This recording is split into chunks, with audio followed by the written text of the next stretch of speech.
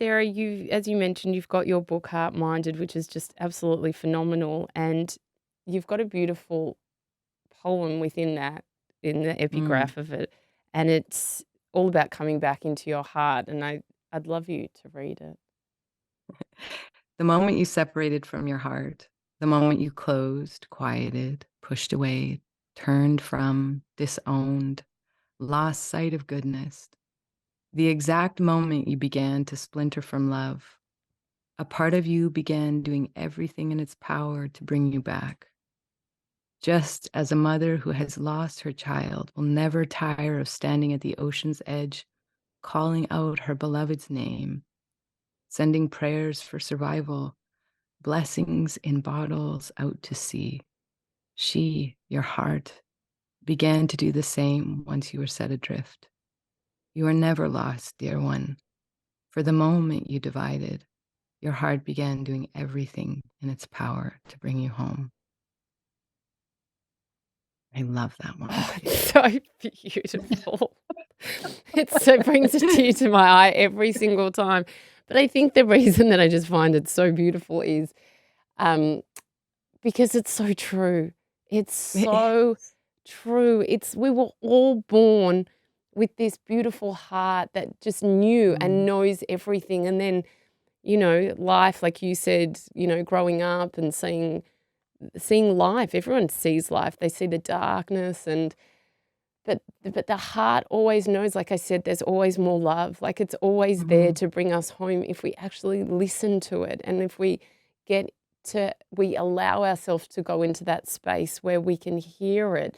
It's always mm. there. It doesn't matter how much anxiety and depression we have. It doesn't matter what we're going through. Like what I want people to know is it's there. It's there. I know, I know, I know. That's all I want people to know too. It's like, he's right here. We're okay. We're okay.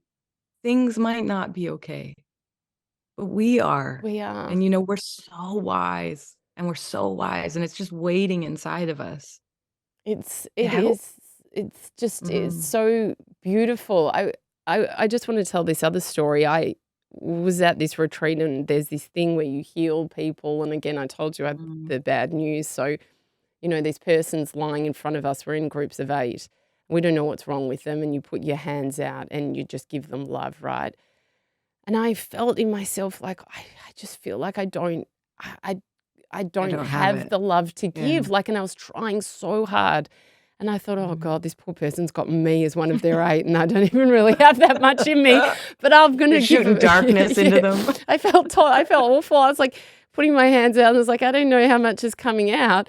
And then when we're told to put our hands back on our heart and give the love back Oh. to ourselves, oh my God, Sarah, Oh, it was the most incredible feeling of love I think I've ever had in my life. And I knew at that moment that there was love that was coming out of my hands, because when I put it back on my heart, all it I was could just like, see was my family in front of me, and my eyes were closed.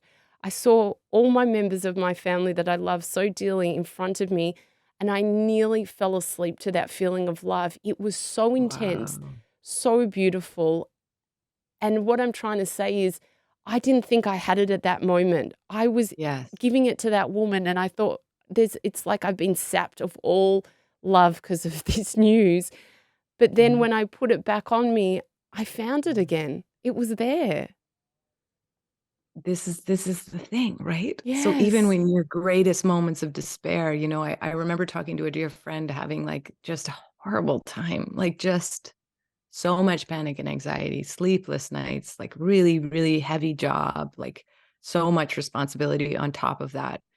And I remember thinking, like, you can't see what I see is being refined in you. Yes. You can't see how much more compassionate and beautiful you're becoming as my friend. You can't see all the ways that I see this like carving back these walls in you.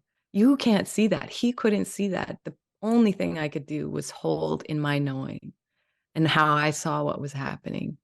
And our minds, when we're in the biggest states of suffering, will be so ruthless Mm.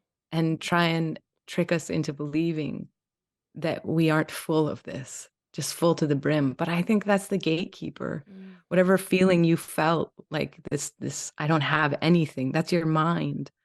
Your body, your heart, the organism that is you is operating on a totally different level. And I saw that so much in that witnessing experience was there is something else doing me, living me, that's not attached to these painful things, that's kind Mm. of separate and operating on its own. And I also love that story because what it says to me as well is that when we show up, no matter how drained we feel or no matter how depleted we are, with the intention to heal and support Mm. another light, the ricocheting of that, Yes. the comeback to you was almost tenfold. And that to me, again, is another testament to like, you do this work on you. Mm. You change everyone, not even by what you actually put through your hands, but your sound, the environment you carry. It's like you can hear a million different spiritual teachers or guides saying things, and only one of them you'll feel. Mm. And I think the difference for that is how deeply they've integrated their experiences.